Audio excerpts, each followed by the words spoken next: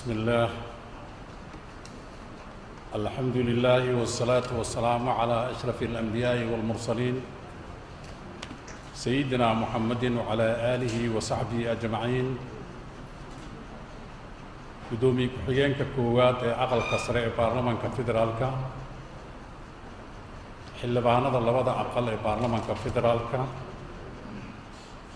قدوميها إيو قدومي كحيانا aqalka wakiilada Puntland xildhibaanada sharafta leh howlwadeennada warbaahinta iyo hay'adaha ammaanka assalaamu calaykum waraxmatullaahi wabarakaatuh mudanayaal iyo marweyn xildhibaanada sharafta leh ilaah ayaa ku mahadsan oo noo suurtageliyey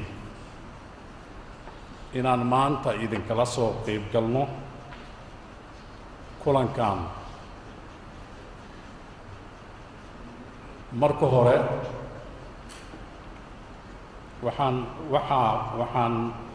hore waxaan mahad gaara u jeedinaynaa dhammaan mas-uuliyiinta iyo shacabka Puntland oo soo dhaweynta ay nagu soo dhaweeyeen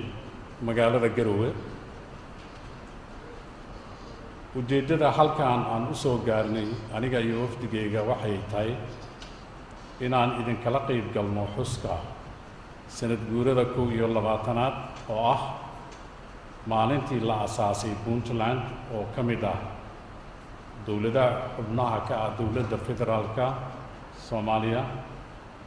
iyo xiritaanka kalfadhiga 44aad ee aqalka wakiilada Puntland mudanayaal iyo marweyn xildhibaanada sharafta leh aqalka wakiilada Puntland doorka uu ku leeyahay horumarka iyo dhisidda hanaanka dowlad wanaagga ka jira Puntland waa mid qudayasho mudan waxaana xusid mudan doorashadii ugu dambeysay ee aqalka uu ku doortay guddoonkiisa iyo doorashadii madaxweynaha iyo madaxweyne ku-xigeenka Puntland oo ku dhacday si hufan oo dimuqraadiyad ah iyadoo tusaale u noqon karta dowladaha kale ee xubnaha ka ah dowladda federaalka mudanayaal iyo marweyn waxaan jecelahay in warbixin kooban idinka siiyo howlaha muhiimka ah ee hadda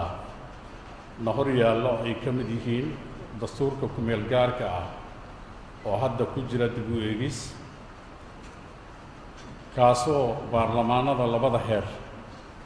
ay mas-uuliyad ka saaran tahay sidii loo dhammaystiri lahaa oo u noqon lahaa dastuur bulshada Soomaaliyeed ay ku heshiisay iyadoo ay muhiim tahay aftida dadweynaha sidoo kale waxaa muhiim ah in la dhammaystiro sharciga doorashooyinka inta aan dhammaan sanadka 2019 si waddanka ay uga dhacdo doorasho xor ah oo hufan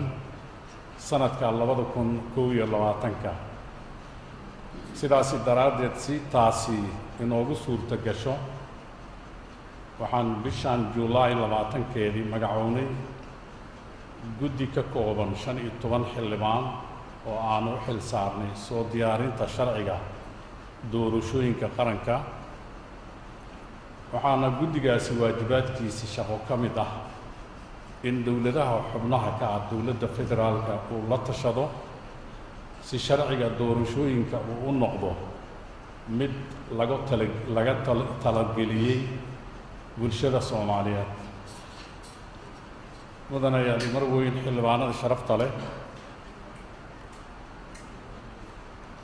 waxaa muhiim ah inaan xoojino xiriirka baarlamaanka federaalka iyo baarlamaanada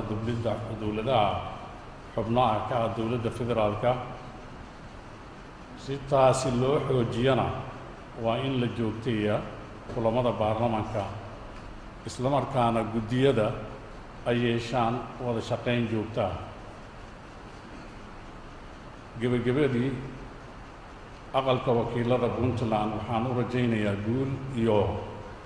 go'aanada ka soo baxa inay noqdaan kuwo miro dhal ah, qayb muhiim ana ka qaata nabadda, horumarka iyo wanaagga shacabka Puntland.